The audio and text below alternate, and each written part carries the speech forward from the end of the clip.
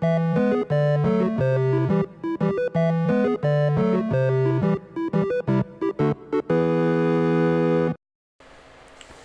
everybody, welcome back to the Carriage Let's Play of Suikoden II and episode 2. The Carriage play of Suikoden II, if you would. That's a better way of putting it, yes. Thank you for coming with us on this journey, and we're just introduced to a question mark character who portrait looks somewhat familiar to me. I don't really know why. Maybe it's the greatest, coolest video game character of all time. Do you want to play him or me? I think I should. I feel like I have to. Okay, and then I'll eventually be the Blue Lightning character. That you don't remember? No, I know. I just don't want to spoil it. Great art by Fumi Ishikawa. Okay, so... This punk is a waste of time. I wonder where he came from. Hey you! Wake up already. I'll throw you in the river again. And this scene would underline to anybody who played the first Suikoden that the character art's different because it's a different artist, but the sprite art is very similar to a very important character from the first Suikoden named Victor. So you're finally awake. Hey, can you say your name? I'm Carrie. So you can talk, huh? What the hell were you doing in the river? Did you slip? We were ambushed by the state army. State army? What are you talking about? We just signed a peace agreement. I can't believe it, huh? There's a problem I have with... I wonder if it's a translational error there. Because at this point, your character would already know it was an inside job. Like he was set up by the Prince of Highland. Yeah. Are you a Highlander? There can be only one. Highland Royal Army Unicorn Brigade. Yeah. I see. So you and I are enemies. I'm Victor, leader of the mercenary army, and friend of the city-state of Joustin. So, normally, like, when I start up a game and there's a character questioning me, I'll usually do, like, play dumb, do the don't talk. Right, but because it's Victor. Yeah, and I mean, like, so I'm bringing in a little bit of, like, my knowledge of who this character is. But they can, and that's what's so great, is you can play it both ways. If you didn't play the original game, you'd be like, who the hell is this guy? I'm not telling him anything. Whereas if you're like, holy crap, it's Victor, he's my best friend, I'm going to tell him everything, I can help him as much as I can. Yeah. And I mean, like, you could even sort of explain that in the game world, like, he's just got that kind of, like, personality, that like aura around him of just friendliness, and you can see it in his character portrait. It's like, okay, this is a roguish scoundrel with a heart of gold. You can see it like in every line of that portrait. Yeah, absolutely. Yeah, I mean, there's like no ounce of like creepiness to him at all. No, but there is this is one of my problems with the localization, but they always call it the city-state of Joustin, but it's the United City-States of Joustin. Oh. Because when they keep saying the city-state, a city-state is a city and its immediate surrounding area. Whereas the Joustin is made up of like a conglomeration of city-states. But like it wasn't translated that way. And I listened to like an in-depth podcast with the guys who were translating it, talking about they didn't have a lot of time or, to go back and change things. But it was always a big beef that I had. Sure. Did you already read this? Yeah. Oh, I'm sorry. Oh, did I? Shit. He introduced himself as Victor. Victor, are you having fun picking on that poor kid? What are you talking about, Flick? I wouldn't do that. I'm a nice guy. But anyway, what happened to the other one? It's no good. We lost sight of him. I hope he made it. So, also just like we were just briefly talking about Victor, Flick here, also from Suikoden 1, and immediately recognizable from his sprite. Character portrait looks very different, actually. Yes. More stoic. a little bit more grown up than he does in Suikoden 1. Right, and these characters, for background information, and I like, it's like, okay, how they're introduced here is like they are inseparable. They're a duo, starting here at the very beginning of the game, whereas the original game is that they butted heads a lot. These are characters who didn't see to eye to eye, who had a lot of conflict, and had gone missing and presumed dead at the end of the last game.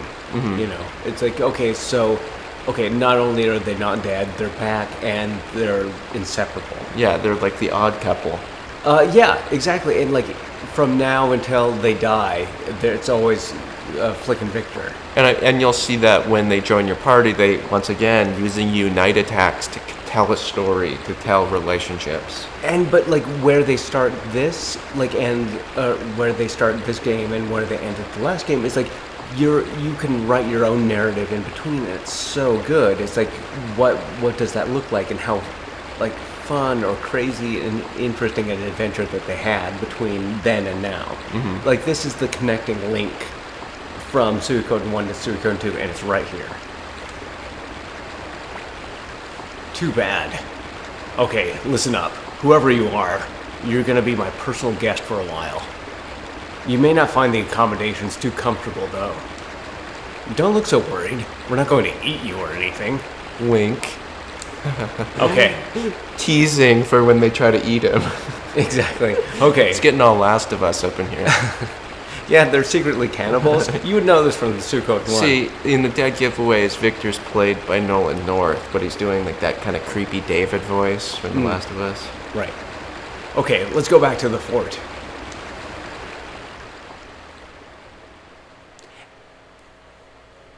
And that's an environment just that I think exists just for that cutscene. Yeah, I mean, because you can't go in that environment normally. Good music, setting the tone of your camp. Yeah, upbeat. It feels lively. Like I think if you had to describe it in one word, it's like this is just like a joyous and lively kind of theme. Like, and that's the thing is that they don't have to tell you that these guys aren't bad. The music is telling you that these guys aren't bad. It's giving, because of the limitations of the technology, it's like you didn't get to like look and like just get somebody's vibe. The music gives you the vibe. The music is letting you if you didn't know who these guys were already and that they were all right, is that the music is telling you. This will be your room for a while. It's small and not too comfortable, but you'll have to live with it since you're a prisoner.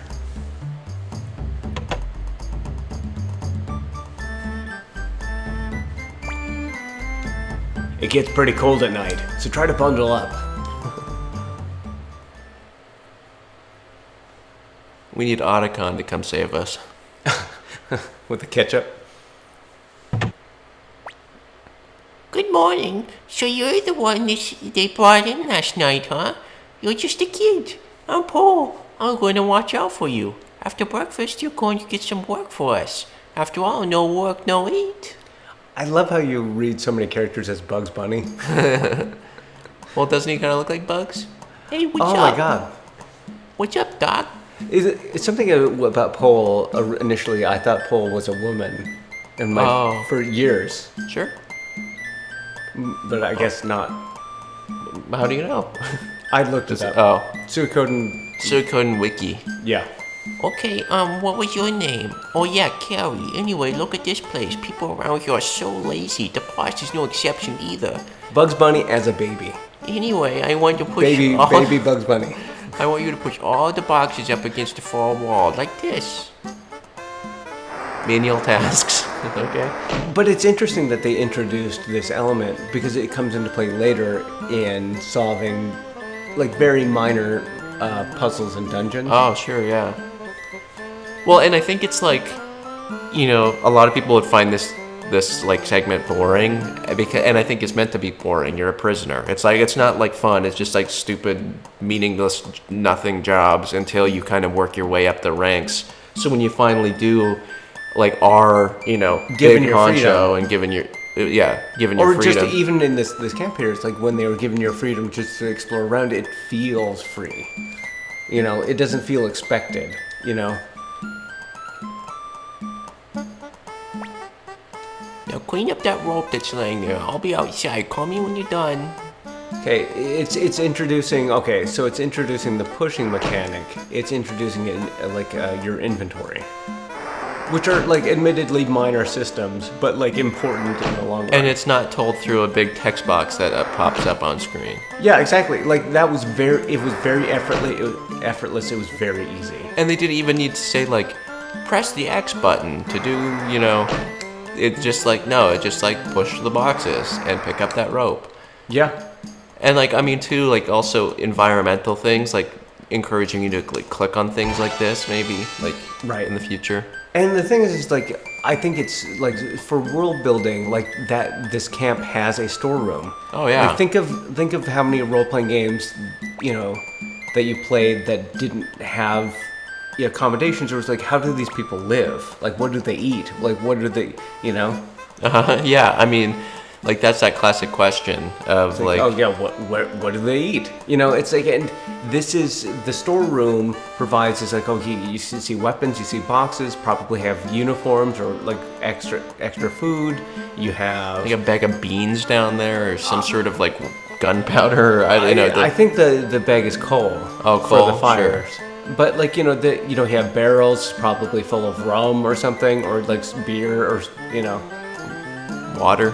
Well, I mean back in this time is that you would need at least wine because the little bit of alcohol would keep the water clear. So it would be like wine or beer.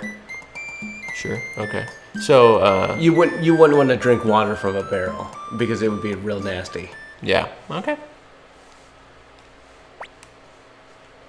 I'm sorry. This is all we've got. Rations have been tight lately. Hold down R1 to select rations. Now, gear. Good morning, Carrie. You look well. Okay, I've got an important errand for you today. Listen up and remember, go to the stockroom and get 2 pairs of boots. Then get 3 flints at the blacksmith. And 2 bags of flour at the item store. I'll be waiting here, thanks. Okay. There's something I have to say. 2 bags of flour, 3 flints, and 2 what? 2 boots. 2 boots, 3 flints. 3 flints, 2 bags of flour. Okay. Okay. So there's something I gotta point out. Okay. Look at the like the stuff underneath these torches. Oh yeah, you can see the embers falling from the torches. God, environmental detail, amazing. And okay, so like this would just be a dead end in a normal role-playing game, but it's like, okay, it's a stock cupboard. You know, you see plants there, you see eggs. This is where the kitchen gets its supplies. That's the pantry right there. And then this is some sort of like probably Pole's room and like the living quarters of like the different people that work here. Right. So yeah, it's soldiers. Another bedroom. You got weapons on the wall.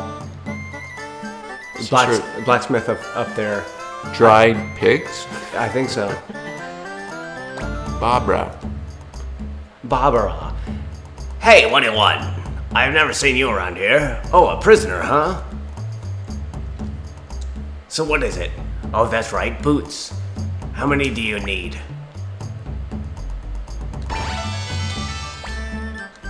Yeah, I gave them to you. Just reading it like a Dr. Girlfriend. I just remembered one thing because we paused the audio. I have to resync it back up. Shit. Okay. So sorry everybody. Jinx. Okay, so I'm on item right now in the menu. I'm gonna go over to strength in 3, 2, 1. Down to formation in 3, 2, 1. 3, 2, 1. Alright. Cool. The war is over. You would think we wouldn't need weapons. The look on Victor's face has really got me worried. Okay, so that's interesting world building. It's like, okay, because they were even talking about it back in your camp in Highland, which is a different country. That was at war with the city-state, or the Joustin. And is established by Victor even saying you're my enemy then if you're a Highlander. Exactly, and I was like, okay, they've noticed that Victor looks worried. He's like, what? That was on the eve of the fucking peace treaty, and Victor has enough know-how. It's like from what he learned from you. It's like he's like, oh shit, this isn't a piece. Something's gonna go down. Mm-hmm. And like Victor is savvy enough to know, he's world weary enough to know that things are gonna go down soon. Well, and then also it's establishing a couple things about like Victor and Flex Min and the people who work under them is like this guy knows Victor well enough to just call him Victor and knows him well enough to know when Victor looks worried versus when he doesn't. But like I don't think it's about I think that's about Victor's dynamic with his men. Yeah, because he's always been like a leader, but like he's your big brother. Well, and that's what I mean. Is Yeah. like they're close enough to know these things. It's Right. not like he's this sort of ambiguous face giving him a paycheck and telling him what to do. Right, or like he's like some hard-ass disciplinarian. Like, and I think that's interesting. Like, actually, just now thinking about it, like going from the Boy Scout camp to this camp, it's the parallels. Is that these aren't hardened military. This is a family sort of dynamic. Mm-hmm. You've gone to like a young boys to slightly older boys, and we're still having fun. Yeah, and I mean, like, you're also seeing, like, leadership dynamic of Raud, sort of a person closer to Victor's age and, like, looks similar, strong jaw. And we sort of have learned to not trust people like that, though, which is kind of interesting. But then we're seeing, Victor's dynamic with his people, and people just seem, we're going to sort of learn their different styles of personality, let's say. Yeah, and, like, all of it was built into the game. Like, it's, like, through subtle comments and like small environmental details, it's all built in there. 3 points. They kind of tell you what their choice is. Yeah. It telegraphs. 1 flint? Or you can just say 3 flints, blacksmith. I don't know if that's like if you were trying to game the system, if like you were trying to get more shit for yourself and only deliver X amount. Like if you were still in the mode, I want to fuck these people over because I still don't trust them. Yeah, and I mean, like, I think perfectly reasonable thing to do because, like, you were just shown not to trust your superiors, not to trust people in the camp, with that little prologue, and now, so it's like, we're only bringing in our prior knowledge of Victor and Flick to say, yes, we trust them. Oh, yeah. I mean, And I mean, the music, like you said, too, kind of sets a mood. You want something from me, kid? Actually, I should have given her the Dr. Girlfriend voice. Yeah, well, it's too You late. want something from me, kid? Oh, come back in a few years and I'll be happy to teach you some things. You guys, you're the kids Victor picked up. It's funny that they don't say Victor and Flick picked up. It's like, there's like a little bit more respect and like, Well, the thing is like, okay, they're like your 2 older brothers, and one of them is like a hard ass that isn't any fun, and the other is like your favorite person in the world, Or like uncles or, whatever. I'm glad the war's over, but this food is just terrible. Oh, and Leona's a great character, I think. I think I'll go back to my village. This is all I've got to look forward to. Can't you guys just shut up and eat? I hate that voice for her, Joe. Sorry. Okay, I'll yeah. It's disrespectful. It's disrespectful to the character, the integrity of the character, Joe. Why? But no, it's like maybe it's not great. But I think she would have like if somebody was reading for it, like a husky voiced older woman. Yeah. She's not like a flirt, kind of like that kind of. She's seen everything the world has, had to offer, and like she's settled in this place and very matronly, I feel, but like not soft, Yeah, yeah, definitely. So here's the item shop, and I think it's fun that you could have just picked up flour here, move on, but. Okay, now you talk to him, Ryubei Village, and now, it's a little bit exciting. Are we gonna get to go and leave and go to someplace else? Okay, yeah, exactly. Like, I love this. It's like, this could have been by the books. You just get the flour, you just do, like, it could have been filler. It's not filler. This is a stepping stone to something greater. And once we get to Ryubei Village, if I'm remembering correctly, we'll have like more context given to some other characters, some teasing of things to come. And like everything doesn't exist just to fill your time. Everything exists to move the narrative forward, for the player to understand the narrative better. What did he say? Oh, so he says, You're a new recruit, huh? Here, I've got seniority.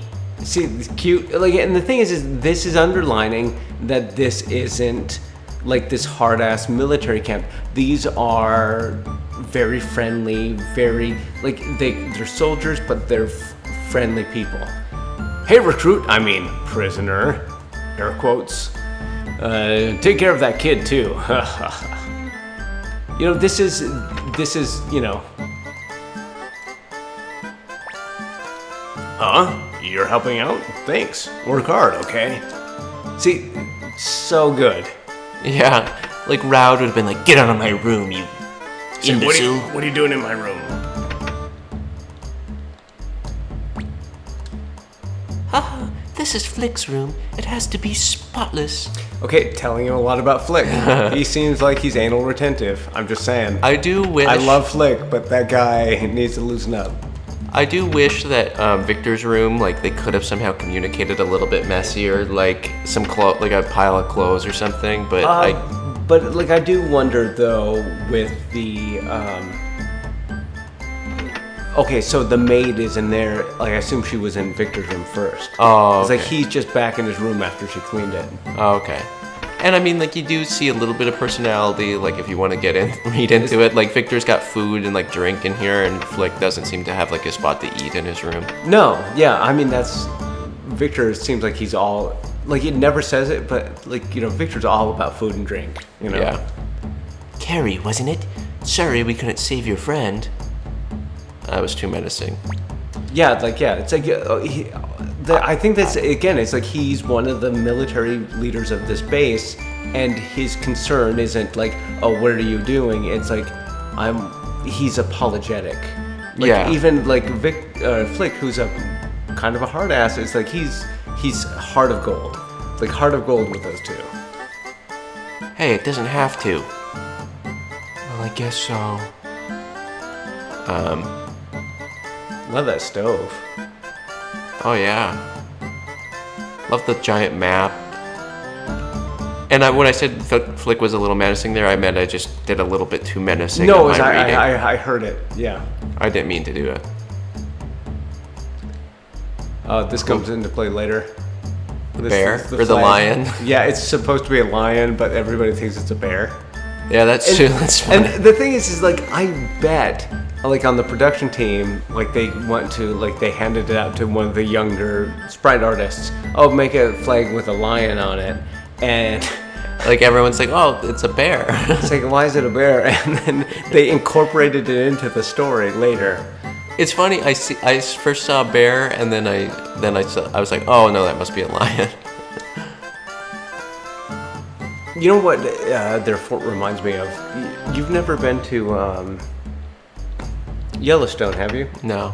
Okay, there's the like great log hotel, like just outside of the Old Faithful geyser.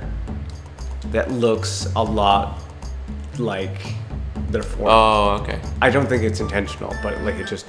Let's see. I hadn't made that connection until now.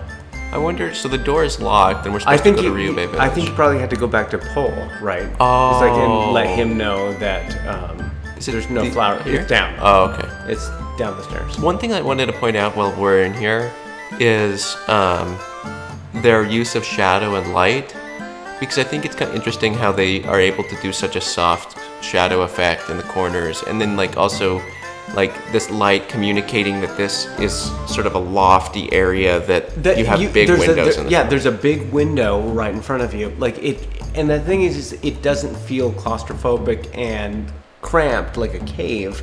If that shadow didn't exist, you would just assume that it was just like a flat layer of like just very enclosed above you.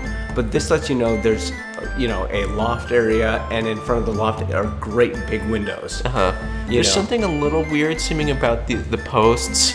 Like, I think the post would represent that, like, the floor, there's like a half loft area, so there should be a shadow here. Well, This should be okay, covered in I shadow. can sort of see, like, okay, so if the sun was really low, and that the post represent like the point where the loft is. Yeah, I bet you're right. I bet the sun is supposed to be. This, yeah, and it's coming through those windows and hitting just so. Yeah, I see. Actually, what it reminds me of is our old house. Yeah, yeah, It reminds me of Carriageway. yeah. What the channel's named after. Yeah. Okay, Yeah, I love that hand it house. over. 2 pairs of boots, 2 Oh, did I get 3 flints? I might have got 3 flints by mistake. Oh, you know what? Actually, that's built into the story too. Oh, okay. Yeah. He told you 3? He told you. I think he told you 3 by accident, but you'll need the extra one Oh, okay. because it's the extra one comes into play later. Oh, okay. Okay, hand it over. 2 pairs of boots, 2 flints, and... Huh? What about the flour? I see. We're out of flour, huh? Listen, will you go to Ryubei Village for me? Don't worry, it's not far. But you can't go by yourself. Someone will have to take you. Go and talk to Leona. I'll go unlock the door. I'm slipping with my voice. You tripping?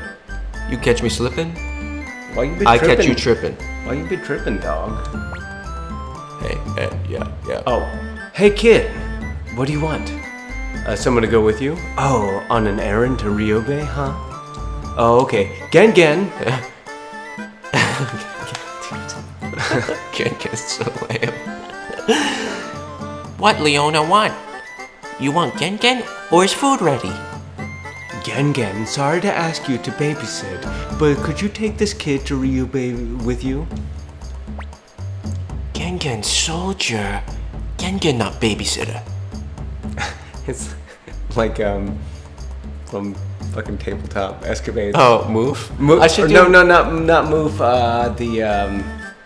What's the character that Brad Ellis plays? Oh, Birdcough? Birdcough. Oh, should I try to do a Birdcough? Okay. I like the idea of doing a moof voice though for him because he's a kobold. You know what? Actually, yes. Okay. Let me practice. Pumper, let me help Pumper.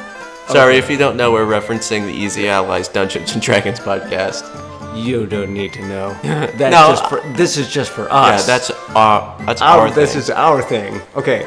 Don't be like that. A fine kobold warrior like you should honor a lady's request. You are right, my lady. Let's go, boy. Follow Gengen. Maybe that's too annoying. Oh, to do. Gengen. Gengen. Oh, where are you going? Gengen, take this kid to Ryubei. Oh boy, really? Take me with you too. Tuta, are you finished doing Dr. Juan's chores? It takes Juan to know Juan. Amazing. Amazing. Yeah, I delivered the medicine. I've never been to Ryubei, and Dr. Juan said that he won't mind if I'm a little bit late. Grr. Gengen must babysit 2 children. Please, kind kobold warrior. Okay. Just leave it again. Just leave it again, Dan. Yeah! Okay, like fun interaction there. Like, and it's, it's a double, triple underline that these people are cool. you know? Yeah. And that, there's conflict there, but like it's the conflict of friendly people. There's like not a single ounce of sketch to this place, you know? No, this is the homiest, what did the ally say? It's like the, Cozy. cozy. This is the Yeah. coziest place in the universe. So you're going with Gengen and Tuda? If Gengen is with you, you'll be fine. Okay, Carrie, Ryubei is northeast of here. You'll find it if you follow the road. Get some flour, an item at the store. You won't need to pay for it. Well, good luck and don't get lost. Leave it to me. And again, it's like the poll sets it up. You wake up in the morning, you have 3 things to get, and one of those things isn't there, which isn't, it wasn't just filler. It's introducing you to the layout of the camp, and it's one of those things, by not being there, allows you to explore the greater world. It's stepping stone. So good. So like just exploring the outside that we previously walked through, like what we were talking about with the Unicorn Brigade as well, like just feeling alive. Yeah. I mean, the music goes a long way, and like this isn't as I would say there aren't as many custom animations as going on here. No. There's more sort of people standing around. And for the rest of the game, that'll be mostly true. Woo. Woo. Woo! I think I'll take a rest here. Woo! And I think that's a funny thing for him to say because he's completely in shadow. So you go, oh, is this like a sign of something kind of sketchy going down? And then it's like, no, he's just tired. No, it's too hot in the sun, you know. Hey, you, take a look at that over there. Okay.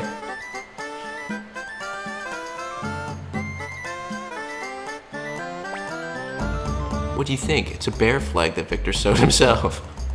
Oh right, but yeah, But I mean, we were talking about before about it's like, oh, the lion flag sucks. I bet this is the kind of thing Victor would do. Yeah. And the thing is I don't know this. I'm just speculating and I love that it feeds back in and like it's like, okay, Victor is like, he's a tough guy, he's a friendly guy, like he has all these things. Not an artist.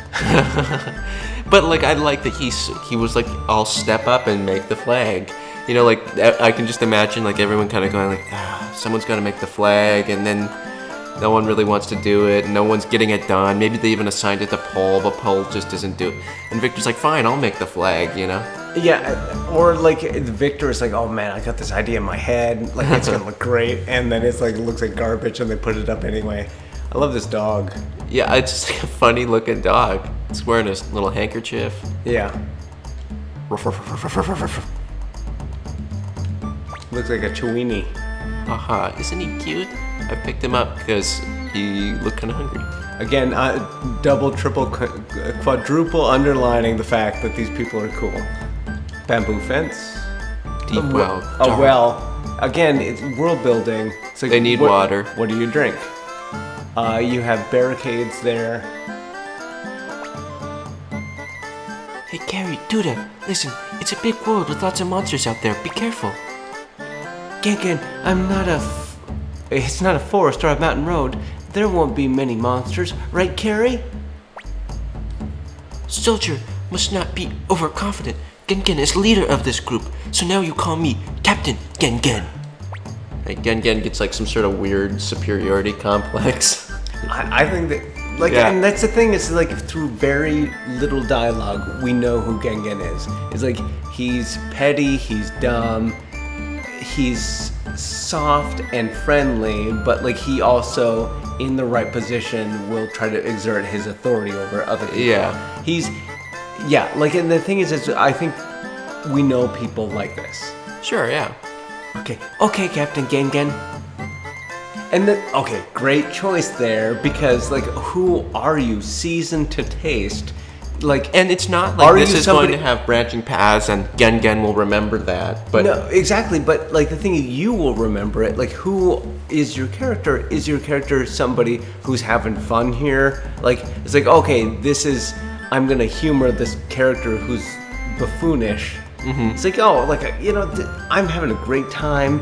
Hi, yes, Captain Gengen, and salute in a very silly way. Or are you like too cool for it? Are you an edgelord? Yeah. And are you a terrible edgelord? And let's face it, we're not an edgelord. No. Yes, Captain Gengen. Okay, everyone, here we go. Stay with the captain. Okay. But like world map. Oh yeah. But to Gengen's credit, he's I don't know. To Gengen's credit, he's like a higher level than we are. Right. Like he has more experience. He's got twice as much health. And the thing, environmental storytelling, like the battle system feeding back into the story. Everything serves the story. Even the battle system, like, if it didn't, like, Gengen would just be whatever level you were. But like, the thing is that Gengen is a slightly more seasoned soldier than you. And therefore, like if you're taking two kids two like miners out into like on like this old path, even though it's not too dangerous. He's stepping up to sort of have authority over this group. If I say no, you listen. And Leona like put him in charge because she knew he was tough enough to handle these super low level monsters. It's like he's your buffer. Like he's more than tough enough to handle these monsters on his own. Like you and another small child are. Do you want to call it here for this episode? Yeah, let me see. Hold on. Let me go.